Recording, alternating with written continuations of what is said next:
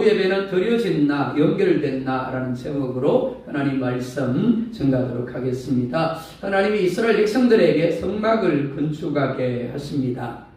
그리고 이 성막에서 하나님이 이스라엘 백성들을 만나겠다라고 하십니다. 그리고 말씀하겠다라고 하십니다.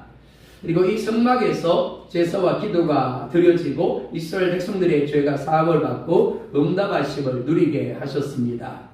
그러니까 이 성막은 이스라엘에게 있어서 정말 중요하다라고 할 수 있습니다. 이 성막은 크게 세 부분으로 나뉩니다.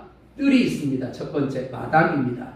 가면 제일 먼저 만나는 곳이 이방인의 뜰입니다. 그리고 여인의 뜰이 있고 또한 유대인 남자들의 뜰이 있습니다. 뜰에는 뭐가 있는가 하면 번제단이 있습니다. 짐승을 잡고 그 짐승을 불에 태워 하나님 앞에 드리는 번제단이 있습니다. 그리고 번제를 드린 제사장이 성소로 들어가서 기도를 하는데 성소에 들어가기 전에 손과 발을 씻는 물두멍, 우리나라로 말하면 세숫대와 같은 것이 있습니다. 그리고 이제 성소를 들어갑니다. 천막으로 된 성막인데 그 성막은 또 두 부분으로 나뉩니다. 성소와 지성소, 즉 내성소와 지성소로 나뉩니다. 첫 번째 성소에는 어두운 성막 안에 불을 밝히는 촛대가 있었습니다. 등잔대라고 부릅니다. 그리고 거룩한 기름을 태워서 향을 내는 분향단이 있었습니다. 그리고 또 한 가지가 더 있습니다. 뭘까요? 오늘 우리가 본문에서 살펴볼 떡을 놓는 떡상, 진설병을 놓는 떡상이 있습니다. 그리고 성소와 지성소를 분리하는 천막, 즉 휘장이 있습니다. 예수님이 돌아가실 때 그 휘장이 찢어졌다라고 했습니다. 그렇죠? 그리고 그 휘장을 지나면 지성소입니다. 지성소에는 뭐가 있을까요? 예, 언약궤가 있습니다. 법궤가 들어있는 궤가 있습니다. 두 돌판이 들어있는 법궤가 있습니다. 이 법궤 안에 어떤 성경에서는 돌판과 그리고 만나와 또 아론의 지팡이가 있다라고 기록을 하고 반면에 역대기를 가보면 오직 돌판만이 그곳에 들어있다라고 기록을 합니다. 그래서 이렇게 저렇게 해석을 하기도 합니다. 어쨌든 간에 언약 돌판이 그곳에 들어 있었습니다. 그리고 그 언약궤 위에가 속죄소입니다. 천사가 이렇게 있습니다. 양날개를 펴고 거기에 하나님이 임재하시는 겁니다. 임재하셔서 대제사장을 만났습니다. 이 지성소에는 1년에 단 한 번 대제사장만이 들어갈 수 있었습니다. 출애굽기 25장 8절을 보면 내가 그들 중에 거할 성소를 그들이 나를 위하여 짓되라고 말씀을 합니다. 그리고 성막과 그 안에 있는 기구들을 어떤 재료로 어떻게 만들어야 하는지, 그리고 하나님 앞에 제사할 때 어떻게 제사를 해야 하는지를 하나님이 구체적으로 자세히 가르쳐 주셨습니다. 왜냐하면 이는 단순히 성막에 대한 말씀이 아니라 우리의 신앙이 어떻게 세워져야 하는가를 의미하는 영적인 설계도이기 때문에 그렇습니다. 오늘은 성소에 있는 떡상 위에 진설하게 되는 진설병과 등잔대에 대하여 함께 살펴보도록 하겠습니다. 첫 번째, 진설병입니다. 이는 우리가 하나님 앞에 드려진 존재임을 말씀하는 겁니다. 30절 말씀 함께 보겠습니다. 상 위에 진설병을 두어 항상 내 앞에 있게 할지니라. 아멘. 진설병, 한자어입니다. 한자어다 보니까 우리 은경이 같은 세대들은 한자를 모르다 보니까 뜻을 이해하기가 쉽지 않습니다. 진설한다라는 말 무슨 말인지 아실 겁니다. 그죠? 그러니까 진설하는 떡, 그게 진설병입니다. 이는 12개를 진설을 하는데 두 줄로 6개씩 그렇게 진술을 했습니다. 히브리어로 보면 얼굴의 떡, 앞에 보이는 떡이라는 의미입니다. 쉽게 이야기해서 하나님께 보여주기 위한 떡, 그게 진설병입니다. 그러니까 진설병은 하나님께 보이는 떡이고 하나님께 선물로 드리는 떡이라고 이해할 수가 있습니다. 즉 하나님이 바라보시는 떡입니다. 자, 몇 개를 넣는다 그랬죠? 몇 개? 12개. 와, 이 은경이가 확실히 잘 듣고 있습니다. 12개를 놓는다고 그랬습니다. 왜 12개일까요? 이스라엘 지파가 12지파이기 때문에 그렇습니다. 그러니까 이스라엘 전체를 상징한다라고 할 수 있습니다. 오늘날로 말하면 성도 전체를 상징한다라고 할 수 있습니다.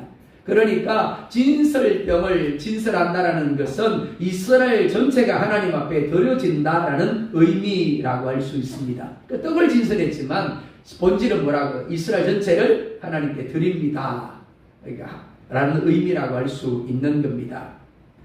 자, 그런데 하나님은 상 위에 진설병을 두되 30절에 뭐라 말씀합니까? 항상 내 앞에 있게 할지니라 라고 이야기를 합니다. 진설한 떡은 일주일마다 새로운 떡으로 교체를 했습니다. 왜냐하면 시간이 지나면 떡이 어떻게 될까요? 자, 우리가 찬양했습니다. 일어나라 그랬죠. 고개를 드십시오. 그리고 저를 보십시오. 자, 일주일이 지났단 말이에요. 처음엔 따뜻한 떡이었겠죠. 그렇죠? 당연히 막 구운 떡이었을 겁니다. 그 떡을 하나님 앞에 진설을 한 거예요. 근데 시간이 지나면서 떡이 어떻게 된다? 식어버리죠. 두 번째요? 그쵸? 굳어버리겠죠. 그리고 또요? 말라요. 또요? 제가 원하는 대답이 나올 때까지 곰팡이가 필 겁니다. 그쵸? 식어버리고 굳어버리고 말라버리고 곰팡이가 피겠죠. 자, 떡은 누구를 상징한다고요? 우리. 떡은 우리를 상징하는 겁니다. 그런데 일주일마다 새로운 떡으로 교체해야 한다고 했습니다. 떡이 식어버리고 굳어버리고 말라버리고 굳어버리기 때문입니다. 그러니까 그냥 둘 수 없는 거죠. 자, 이걸 영적으로 한번 생각해 보자고요. 일주일이라는 시간이 지나면서 식습니다. 뭐가 식을까요? 떡은 우리를 상징한다고 그랬어요. 뭐가 식을까요? 왜요? 오늘 뭐 하루 종일 주의 전에 물고 싶은 여러분들의 마음은 이해합니다. 자, 뭐가 식을까요? 은혜 받았던 뜨거움이 식습니다. 그리고 열정이 식습니다. 그리고 말씀을 들으면서 결심했던 것들이 식어버려요. 재정부를 하면서 우리 두 분 권사님하고 참 재밌습니다. 제가 이야기 나누다 보면 두 분이 늘 하는 이야기가 뭐가 하면 두 분이 젊잖아요, 사실은. 그죠? 아직은 젊습니다. 우리 연락 분들에 비하면. 자꾸 이제 잊어버린다는 거죠. 근데 두 분만 잊어버린 게 아니라 저도 막 잊어버리거든요. 우리도 마찬가지라는 겁니다. 예배 시간에 말씀을 들으면서 막 결단을 했습니다. 아, 이제 이렇게 살아야지. 근데 문제가 뭐라고? 예배만 마치면 잊어버리네. 뭔 말씀 들었는지 생각이 안 나는 겁니다. 뿐만 아닙니다. 마음이 굳어집니다. 그리고 세상 욕심과 불신앙이라는 곰팡이가 피기 시작을 하는 겁니다. 그러니까 일주일마다 새로운 떡으로, 즉 식어지고 굳어버리고 말라버린 떡을, 그리고 곰팡이가 핀 떡을 어떻게 해요? 내던져버리고 새로운 떡, 새로운 은혜를 받아야 되는 겁니다. 새롭게 결단하고 새롭게 된 떡, 나 자신을 하나님 앞에 드려야 한다는 겁니다. 이런 면에서 한국교회는 복이 있다라고 할 수 있습니다. 왜냐하면 성소에 두는 떡을 일주일에 한 번 교체를 했는데 한국교회는 매일 아침 새벽기도를 드리죠. 수요 예배 드리죠. 금요 기도회로 모이죠. 구역 예배 드리죠. 주일도 오전만으로 부족해가지고 오후 예배까지 떡이 식어버릴까, 떡이 굳어질까, 떡이 말라질까, 곰팡이가 필까 교체하고 또 교체하고 있기 때문입니다. 그렇기 때문에 되도록이면 모든 예배 가운데 함께 할 수 있기를 원합니다. 이렇게 우리의 신앙은 마치 떡과 같습니다. 그래서 하나님은 항상 내 앞에 있게 할지니라. 어떤 상태로? 식어지지 않은 상태로, 굳어지지 않고 말라버리지 않은 상태로, 곰팡이가 피지 않은 상태로 항상 내 입 앞에 있게 할지니라 라고 말씀을 합니다. 무슨 말인가 하면 내가 필요할 때 하나님 앞에 나아가는 게 아닙니다. 내가 원할 때 하나님 앞에 나아가는 게 아닙니다. 항상 하나님 앞에 있어야 한다라는 겁니다. 그럴 때 우리의 신앙이 변질이 되지 않고 지켜지고 더 성숙한 자리로 나아가게 되어지는 겁니다. 어제 나는 또 드렸는데요. 아니요. 지금 말라버린 거예요. 오전 예배 제가 자꾸 설교 제목을 묻는 이유가 뭔가 하면 기억하라는 겁니다. 자꾸 잊어버리니까. 얼마 지나지 않았는데도 불구하고 어떻다고요? 이미 떡이 식어진 거예요. 굳어지고 말라버린 겁니다. 곰팡이가 피고 있는 거예요. 그러니까 오전 예배 만족하지 않고 어떻게 해요? 오후 예배 해야 됩니다. 새벽 기도 해야 되고요. 수요 예배 해야 됩니다. 금요 기도 해야 되고요. 구역 예배도 해야 됩니다. 아멘 하면 꼭 해야 될 것 같으니까 아멘 안 하죠.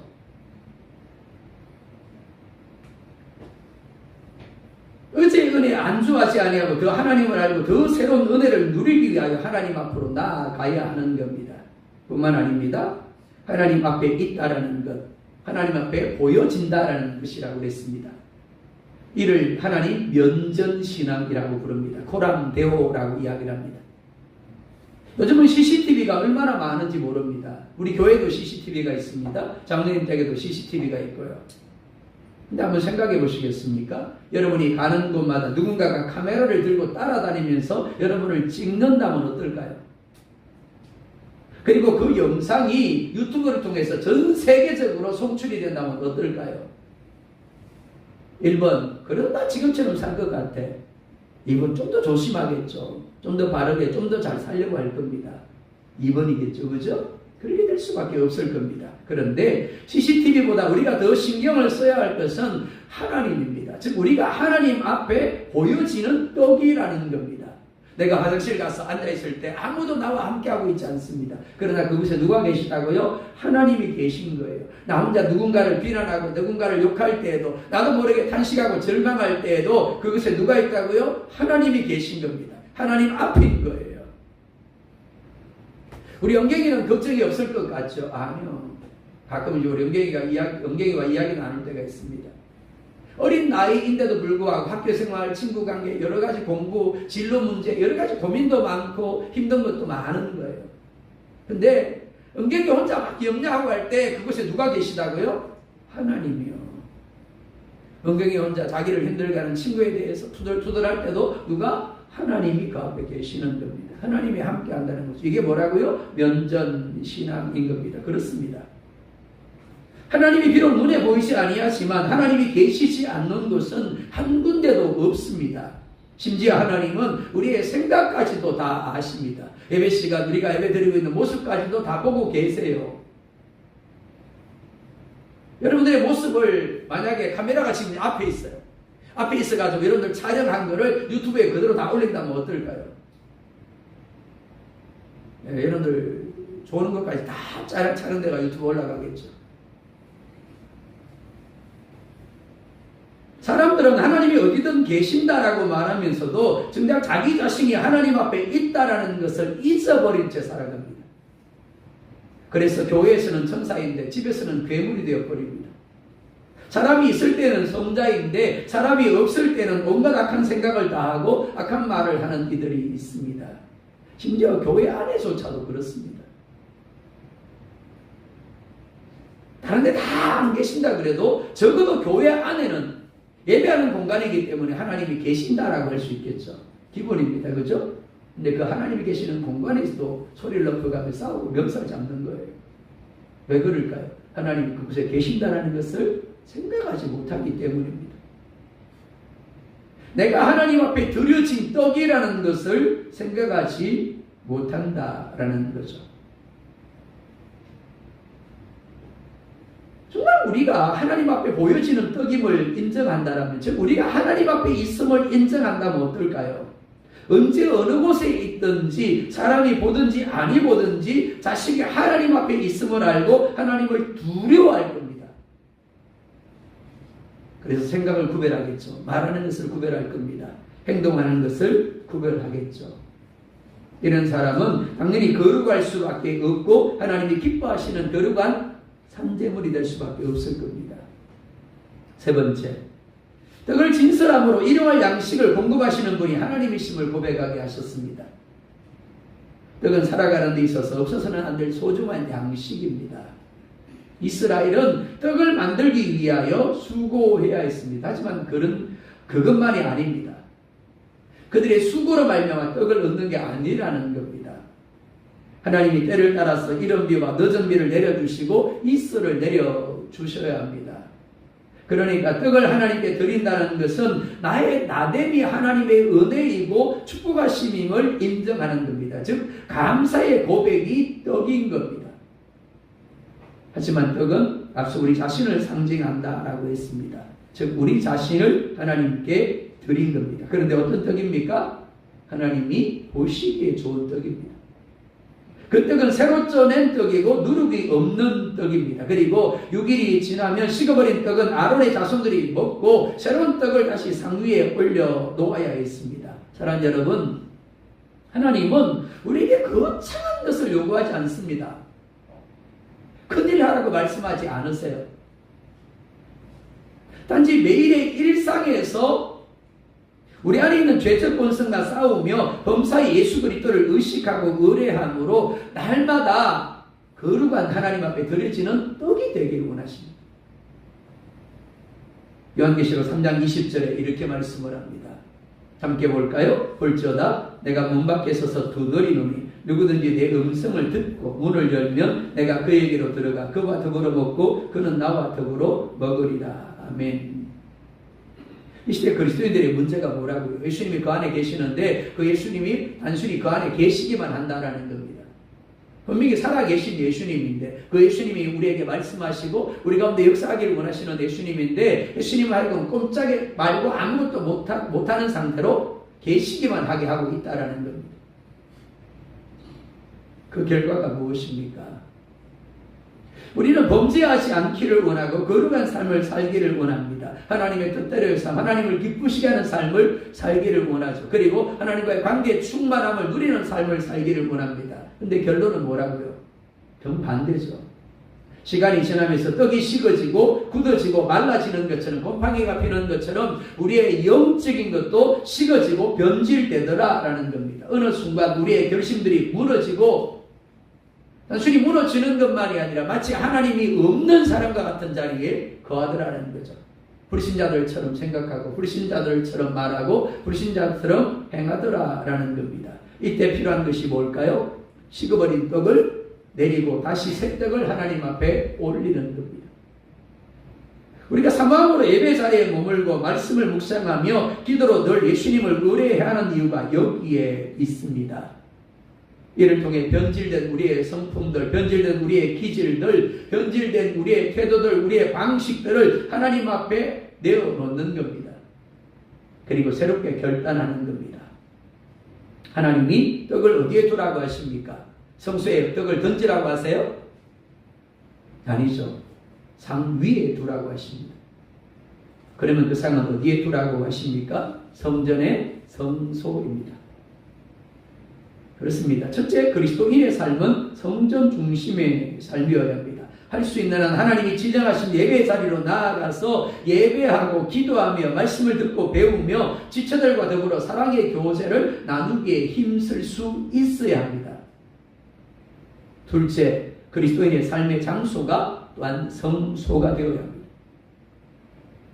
많은 그리스도인들의 문제는 예배 드릴 때는 그래도 거룩한데 예배만 끝나고 교회 문만 나가면 어떻다고요? 하나님이 없는 삶을 산다라는 겁니다. 근데 성경은 그렇게 말씀하지 않죠. 로마 12장이 뭐라 말씀합니까? 너희 몸을 하나님이 받으시는 거룩한 산 제물로 드리라고 이야기하십니다. 우리의 삶을 하나님 앞에 제물로 드리라고 하십니다. 무슨 말인가 하면 우리의 삶이 하나님 앞이 되게 해야 한다는 겁니다. 성소가 되어야 한다는 거죠. 성소의 상위에 올려진 떡이 되어야 한다는 겁니다. 가정과 일터와 학교 그것이 어디든지 하나님 앞이어야 합니다. 우리 영경이가 공부하는 교실 그것이 어디라고요? 성소가 되어야 한다는 거죠. 우리 영경이를 다이소에서 만났습니다. 민지하고 쇼핑하느라고 막 정신이 없었는데 우리 영경이하고 민지가 쇼핑을 하는 다이소가 어디요? 성소가 되어야 한다는 겁니다. 하나님 앞이 되어야 한다는 거죠. 하나님이 함께 하세요. 그럼 어떨까요? 함부로 막 안 사겠죠, 그죠? 내가 사고 싶지만 내가 이렇게 사는 걸 하나님이 기뻐하지 않을 거야. 하나님은 좀 더 절제하기를 원하실 거야. 덜 사겠죠, 그죠? 하나님께 자신의 삶을 드리는 거룩한 영적 예배자의 삶, 그리고 예수님과 동행하는 삶이 되게 해야 하는 겁니다. 무엇보다 이 진설병은 하나님과의 언약의 상징이었습니다. 즉 하나님이 이스라엘과 맺은 언약대로 늘 함께 하셔서 그들을 지키시고 보호하심을 상징하는 겁니다. 우리가 범사에 더 코람되어 주님께 드려진 나, 하나님 앞에 있는 나를 의식하면서 주님께 반응해야 될 이유가 여기 있습니다. 그러면 어떤 상황, 어떤 환경 가운데도 두려워하지 아니할 수 있고 염려하지 않을 수 있고 또 교만하지 아니하고 어리석은 자리에 가지 않게 되어지는 겁니다. 두 번째로 오늘 본문은 등잔대를 우리 가운데 말씀합니다. 이 등잔대는 하나님께 나아가는 길을 밝히는 분임을 말씀을 합니다. 31절 함께 보겠습니다. 시작.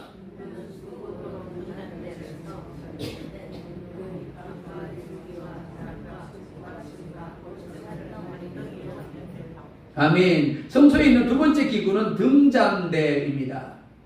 우리 영경이는 등잔대를 모를 겁니다, 아마.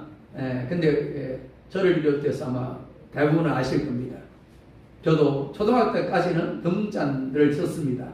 초등학교 후반기가 되어서 전기가 들어왔어요.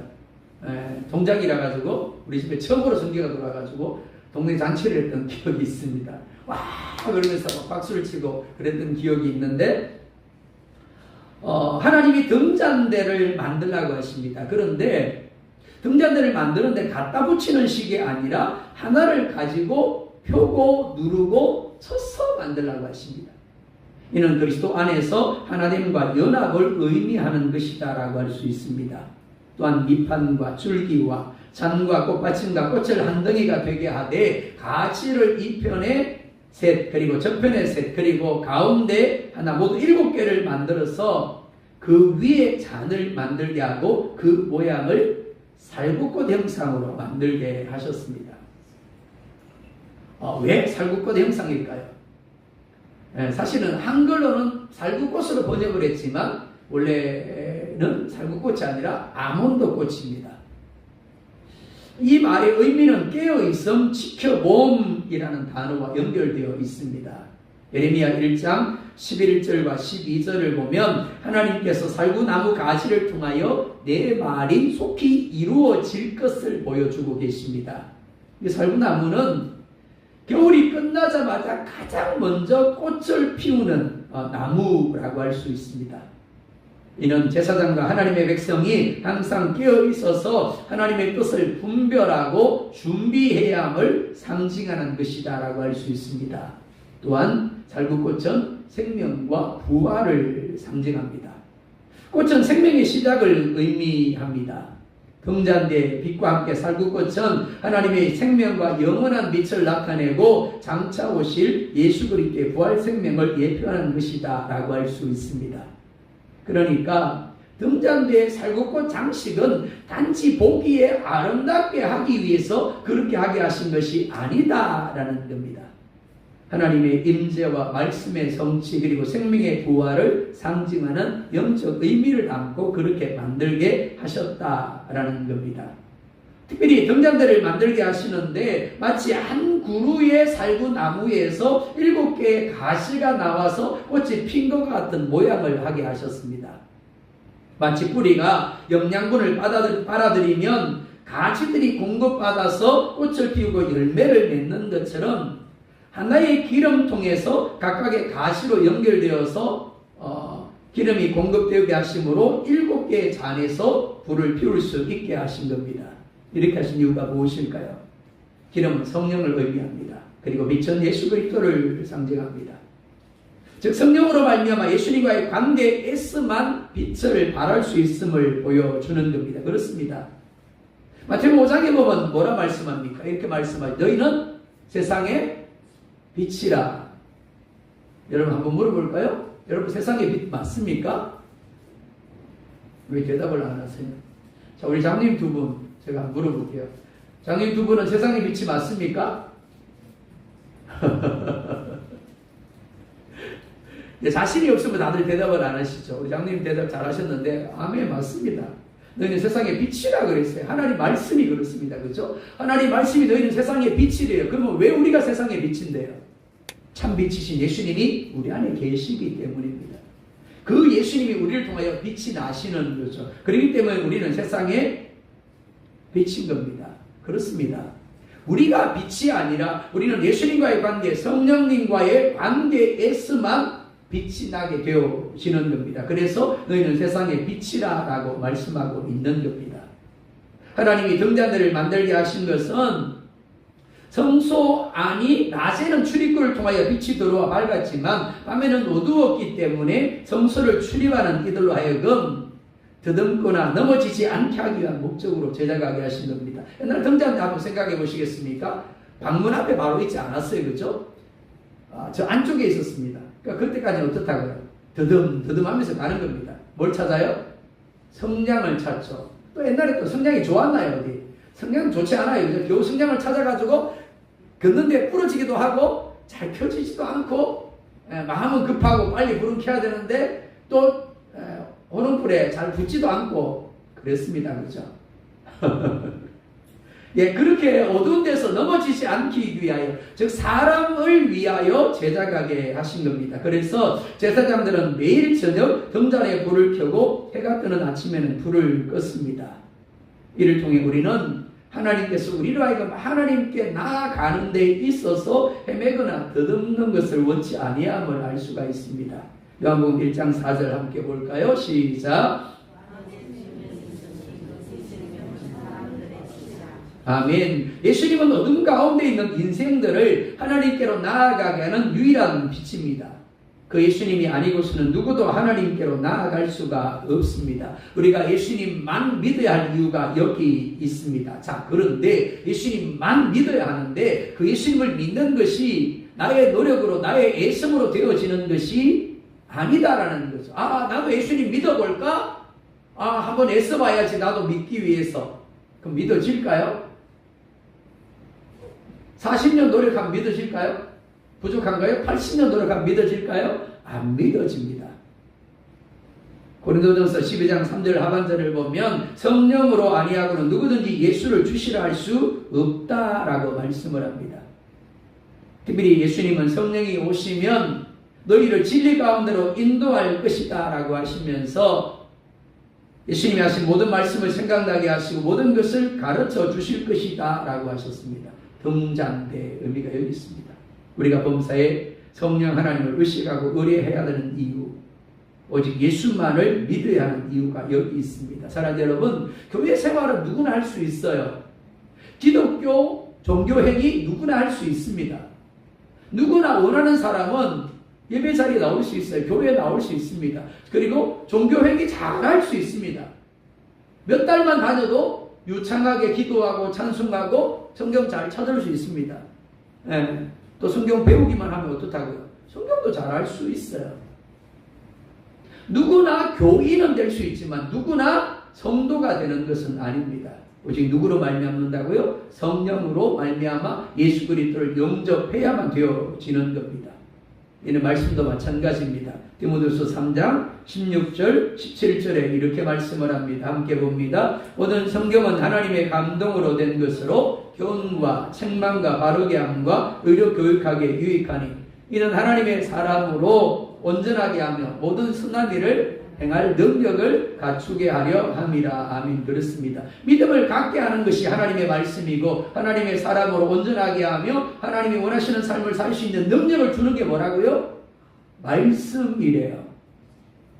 그리고 이 말씀은 예수님이 하나님의 아들이심을 믿게 하고 그 이름을 힘입어 생명을 얻게 합니다. 우리가 부지런히 말씀을 읽고 듣고 배워야 할 이유가 여기 있습니다. 순종해야 될 이유가 여기 있습니다. 오늘 말씀을 듣고 순종하면 다음 길이 보입니다.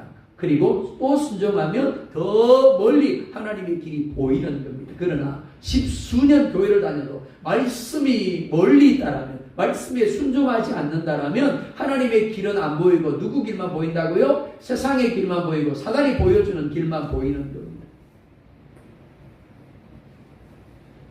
말씀과 상관없는 사람은 단지 교인일 뿐 성도는 아닙니다. 무리이지 제자가 아니고 구경하고 취미생활하는 사람 그 이상도 그 이하도 아닙니다. 이 말씀 앞에서는 저도 마찬가지입니다. 목회자도 장로도 안수집사 권사집사 그 누구도 마찬가지예요. 예수님이 그 마음이 없다라면 성령으로 말미암지 않는다면, 그리고 말씀이 그 안에 없다라면 그는 누구라고요? 무리예요. 그는 누구라고요? 단지 교회를 다니는 교인일 뿐입니다. 취미생활을 하는 것 뿐인 겁니다. 성소는 하나님을 만나는 장소입니다. 그리고 말씀대로 사는 사람이 성소에서 하나님을 만나게 되는 겁니다. 40절에 또한 이렇게 말씀을 합니다. 함께 볼까요? 너는 산과 이 산에서 네게 보인 양식대로 할지니라. 하나님은 내키는 대로 모세에게 성전에 들어갈 기구들을 만들라고 하시지 않았습니다.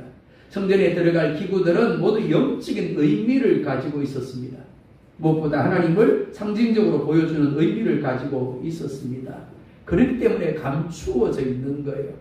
출애굽기 19장부터 레위기까지 여러분들 어려워할 겁니다. 재미없어 할 겁니다. 그럴 수밖에 없어요. 왜냐하면 다들 영적인 의미를 가지고 숨겨져 있기 때문에 그렇습니다. 그러니까 단지 뭐 만들어라 이렇게 만들어라 몇 자로 만들어라 재미없어 뭐야 어려워 거기서 걸려 넘어지죠. 성경 보는 게. 근데 그게 진리예요. 거기에 예수님이 들어가 있는 겁니다. 거기에 성령님이 들어가 있고요. 거기에 우리 신앙생활이 들어가 있는 거예요. 그걸 알아야 되는 겁니다. 그걸 해석하고 있는 게 신약의 히브리서예요.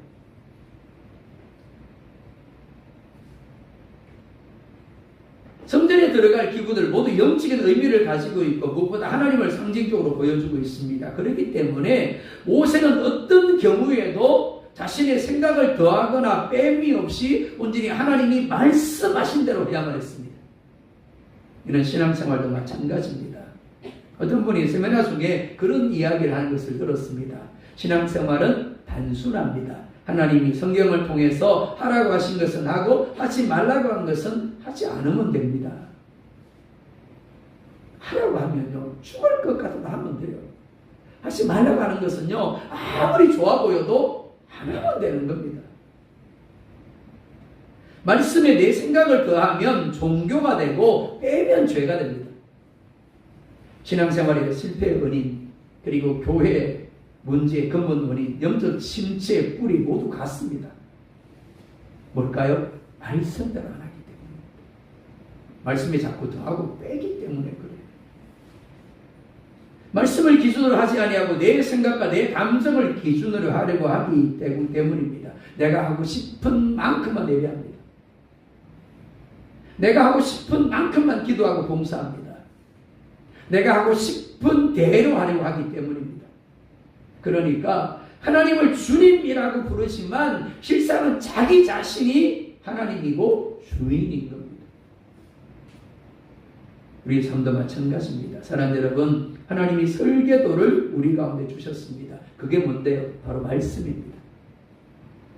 그런데 우리는 자꾸만 말씀대로가 아니라 우리 생각대로 하려고 합니다. 그러니까 문제가 생길 수밖에 없는 겁니다.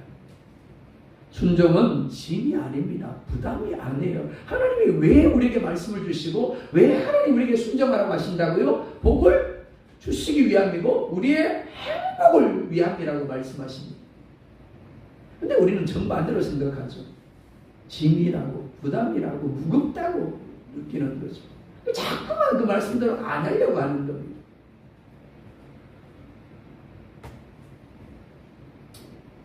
진짜 믿음과 가짜 믿음의 차이는 주인이 누구인가 하는 겁니다. 사랑하는 여러분, 여러분의 주인 누구입니까? 정말 예수님을 주님이라고 부르는 만큼이나 예수님이 여러분의 주인 맞습니까? 그래서 예수님이 하라는 것 하고 예수님이 하지 말라는 것 안 하고 있습니까? 에이 목사님 저는 그거는 목사님 요것만 하면 되지 뭘 더 하라고 하세요.